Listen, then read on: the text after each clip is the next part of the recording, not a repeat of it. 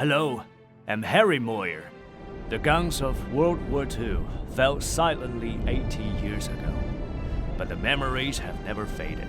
And the most vivid of them has been the scenes when I fell alongside 3 Chinese fellows in our shared fight for freedom. In 1944, I joined the Flying Tigers, flying the P-40 fighter alongside Chinese pilots to fight for one goal: defeating the Japanese fascism. Back then, China was enduring immense suffering, with cities reduced to rubble from relentless bombing. But what struck me the most was the fact that the Chinese people fought against aggressors with unbreakable spirit and bravery, even though their weapons were outdated and supplies scarce. Together we opened up and defended the treacherous Hump Road to break Japan's blockade and deliver strategy supplies into China. Countless Chinese and American pilots flew transport aircraft across the deadly Himalayas.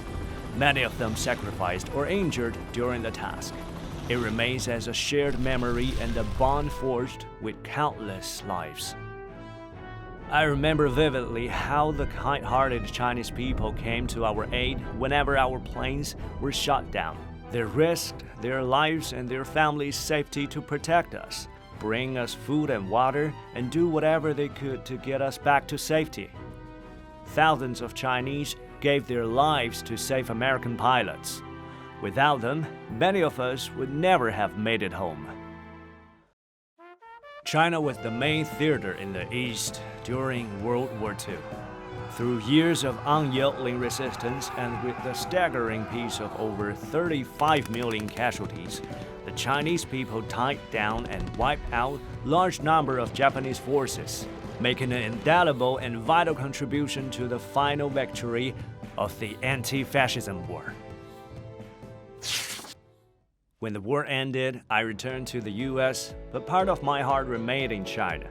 Over the years, I've had the chance to return to this land. The past days, ruins of war in southwest China's Kunming, Chongqing, and Chengdu have given way to skyscrapers and thriving life. Seeing China's prosperity today, I truly feel happy for the Chinese people. It makes me even more certain that their sacrifices during the war were truly worthwhile.